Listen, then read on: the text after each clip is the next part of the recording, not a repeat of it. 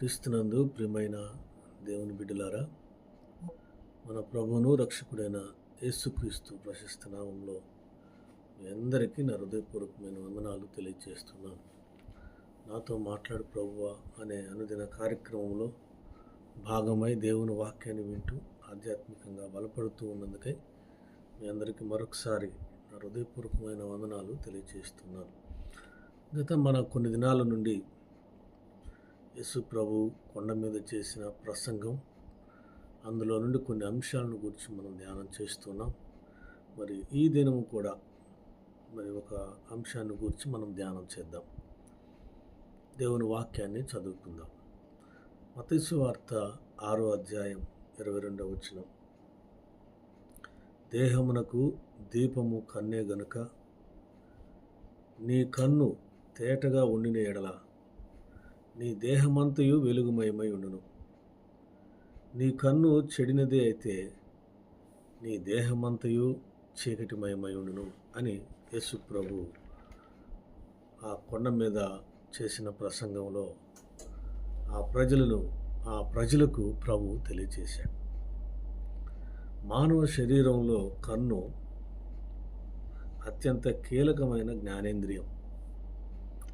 ఈ శరీరానికి సమాచారం అందించే విషయంలో 80% కంటి ద్వారానే జరుగుతుంది. కన్ను చూసిన దానిని మెదడుకు చేరవేస్తుంది. మెదడు శరీరాన్ని అలర్ట్ చేస్తుంది. కనుక కన్ను శరీరంలో చాలా ప్రాముఖ్యమైనది. మనం చూస్తున్నది సరిగా చూడకపోయినా, సరిగా విశ్లేషించకపోయినా దేహాన్ని చీకటిలోనికి నడిపించగలదు కన్ను.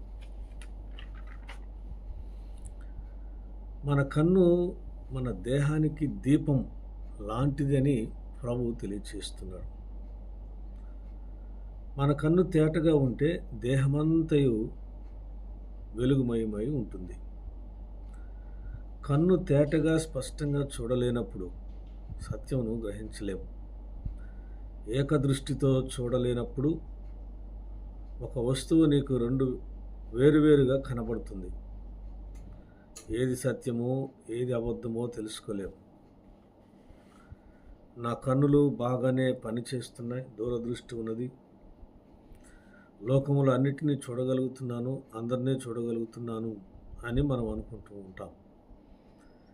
దేవుడు నీకు అనుగ్రహించినటువంటి కన్నులతో సృష్టికర్త అయిన దేవుణ్ణి కనుగొనాలి. ఆంద్రేయ సీమోనును చూసి మేము మెస్సియాను కనుగొంటిమి అని అన్నాడు. ఫిలిప్పు నతానయేలును కనుగొని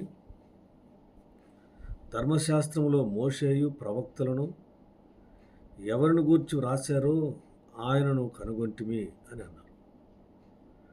యేసు ప్రభు నతానయేలు తన దగ్గరకు వచ్చుట చూసి ఇతడు నిజముగా ఇశ్రాయేలీయుడు, ఇతని యందు ఏ కపటము లేదని యేసు ప్రభు సెలవిచ్చినాడు. నా ప్రియమైన దేవుని బిడ్డలారా, ఈ ఉదయకాలం ముందు ఆంద్రేయ కన్నులు మెస్సయ్యను కనుగొన్నట్లుగా ఫిలిప్పు ధర్మశాస్త్రంలో ప్రవక్తలు చెప్పిన, మోషే రాసిన ఆ దేవుణ్ణి కనుగొన్నట్లుగా యేసు ప్రభు నతానయేలును చూసి ఏ కపటము లేనివాడని, ఇతడు ఇశ్రాయేలీయుడని చెప్పినట్లుగా మనం చూస్తున్నాం. కనుక మన కన్నులు చూసే విధానం చాలా ప్రాముఖ్యమైనది. నీ దేహానికి దీపం కన్ను గనుక ఆ కన్నుతో మనం ఏం చేస్తున్నామో, ఏం చూస్తున్నామో అనేది చాలా ప్రాముఖ్యం. కన్ను చెడ్డదైతే నీ దేహమంతయు చీకటిమయమైపోతుంది. చీకటి సాతానుకు సాదృశ్యం. చూపులో స్పష్టత లేకపోతే, చూపులో ఏకదృష్టి లేకపోతే, నీ కన్ను చెడ్డదైతే వెలుగుమయమై ఉండాల్సిన దేహం కాస్త చీకటితో నిమ్మబడుతుంది. అంధకారం ఏలుబడి చేస్తుంది. అందుకే దావీదు అంటాడు, చెడును చూడకుండా నా కన్నులను త్రిప్పివేయము, 119వ కీర్తన 18లో నీ ధర్మశాస్త్రములోనున్న ఆశ్చర్యకరమైన విషయాలను నేను చూచినట్లు నా కన్నులు తెరవుము అని అంటాడు. మన కన్ను దృష్టి పరసంబంధమైన దైవ సంబంధమైన విషయాల మీద నిలపాలి. మన దృష్టి వీటిపైన కాక వేరొక దానిపై నిలిపితే నీ హృదయాన్ని, నీ ఆధ్యాత్మిక జీవితాన్ని ప్రభావితం చేసి నీ దేహాన్ని చీకటిని అలుముకునేటట్లు చేస్తుంది నీ కన్ను. దేవుడు అనుగ్రహించినటువంటి కన్నులతో నీ జీవితాన్ని చీకటిమయం చేసుకొనక వెలుగుమయముగా చేసుకోవాలని ప్రభువు సెలవిస్తున్నాడు. మత్తయి సువార్త 5వ అధ్యాయం 29వ వచనంలో నీ కుడి కన్ను నిన్ను అభ్యంతరపరిచిన ఎడల దాని పెరికి నీ యొద్ద నుండి పారవేయము, నీ దేహమంతయు నరకములో పడవేయబడకుండా నీ అవయవములలో ఒకటి నశించుట నీకు ప్రయోజనం కదా అని అంటాడు. కన్ను ఎంత డేంజరో మనం ఈ మాటలను బట్టి అర్థం చేసుకుంటున్నాం. మన కన్నులే మనలను పరలోకానికి తీసుకెళ్తాయి, మన కన్నులే మనలను నరకానికి కూడా తీసుకుని వెళ్తాయి. బైబిల్లో కంటితో చేసిన పాపం ఇద్దరు వారి జీవితాలను మనం చూద్దాం.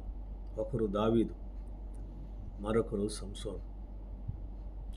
వారు కన్నుల వలన శ్రమను కొని తెచ్చుకున్నారు, బలమును పోగొట్టుకున్నారు, అధికారమును పోగొట్టుకున్నారు, గౌరవమును పోగొట్టుకున్నారు, ఘనతను పోగొట్టుకున్నారు. ప్రియ సహోదరుడా, సహోదరి, మన కన్నులు మన దేహానికి దీపమని ప్రభు సెలవిచ్చాడు. నీవు తేటగా చూడలేకపోతే సత్యాన్ని గ్రహించలేము, సత్యమైనటువంటి విషయాన్ని చూడలేము. దేవుడు అనుగ్రహించిన కన్నులతో సత్యాన్ని చూడాలి, స్పష్టంగా యేసును కనుగొనాలి.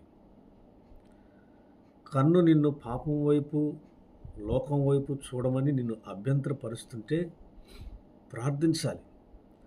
నరకములో నా దేహం పడవేయబడకుండా నా దృష్టిని మార్చయ్యా అని దేవుణ్ణి అడగాలి. ఈ ఉదయకాలమందు ఆంద్రేయ యేసును కనుగొన్నట్లుగా, ఫిలిప్పు దేవుణ్ణి కనుగొన్నట్లుగా, యేసు నతానయేలులో ఉన్న మంచితనమును తన దృష్టితో కనుగొన్నట్లుగా మన కన్నులతో సృష్టికర్త అయినటువంటి దేవుడు, రక్షకుడైనటువంటి ప్రభువైన యేసుక్రీస్తును కనుగొనాలని ప్రభు పేరిట మనం చేస్తున్నాం. లోకం వైపు, పాపం వైపు చూడక స్పష్టంగా ప్రభువునే చూస్తూ ముందుకు కొనసాగాలని మనవి చేస్తున్నాం. దేవుడి మాటలు మన వెనుకిడిలో దీవించి ఆశీర్వదించునుగాక. ఆమేన్. ప్రార్థన చేసుకుందాం. మహాపరిశుద్ధుడా, ప్రేమ కలిగిన మా తండ్రి, మా దేవానికి వందనాలు. ఉదయకాలము మా మధ్యకు తీసుకొచ్చిన లేఖన భాగాన్ని బట్టి స్తోత్రాలు. నీ వాక్యం ద్వారా మీరు మాతో మాట్లాడుతూ వస్తున్నందుకు స్తోత్రాలు. దేహమునకు దీపము కన్నే గనక నీ కన్ను తేటగా ఉండిన ఎడల నీ దేహమంతయు వెలుగుమయమై ఉండును. నీ కన్ను చెడినది అయితే నీ దేహమంతయు చీకటిమయమై ఉండునని ఈ వాక్యములు తెలియజేసినారు. ఈ వాక్యాన్ని ప్రభువా కొన్ని నిమిషాలు మేము ధ్యానించడానికి మీరు ఇచ్చిన సమయాన్ని బట్టి కూడా మీకు వందనాలు. మీరు అనుగ్రహించినటువంటి కన్నులతో సృష్టికర్త అయిన దేవుడైన మిమ్మల్ని చూడగలిగేటట్లుగా ఉన్నట్టుకు సహాయం చేయమని ప్రార్థన చేస్తున్నాం. ఆయన లోకం వైపు, పాపం వైపు మేము చూడక స్పష్టంగా మేము చూడగలిగినట్లుగాను, తేటగా మేము మిమ్మల్ని చూడగలిగినట్లుగాను ఉన్నట్టుకు నీ కృప దయచేయమని ప్రార్థిస్తున్నాం. మా కన్ను చెడితే అది దేహమంతా చీకటిమయమైపోతుందని వాక్యం ద్వారా హెచ్చరించిన మా కన్నులు చెడును చూడకుండానట్లుగా సహాయం చేయమని ప్రార్థన చేస్తున్నాం. దేవానికి వందనాలు. మా శ్రోతలను మీరు జ్ఞాపకం చేసుకునండి. ఉదయకాలం దీవెనలతో నింపండి. ఈ దిన అవసరాలలో మీరు సహాయం చేయమని ప్రార్థన చేస్తున్నాం. మరి పనిబాటులో తోడుగా ఉండండి నాయన. రాకపోకలేదు నీ కాపుదల, నీ భద్రత, మీ క్షేమం అనుగ్రహించండి తండ్రి.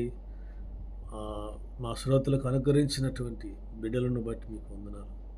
బిడ్డల ఎదుగుదల కొరకు ప్రార్థన చేస్తున్నాము.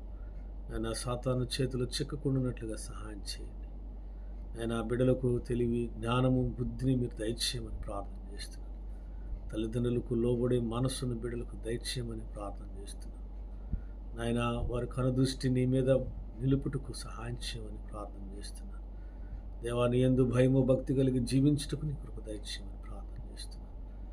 అయా, మా శ్రోతల కుటుంబాలను, ఉద్యోగస్తులను, వ్యాపారస్తులను, కష్టం చేసి బ్రతికే బిడ్డలను అందరినీ నీ పాదం సన్నిధికి తీసుకుని వస్తున్నాను.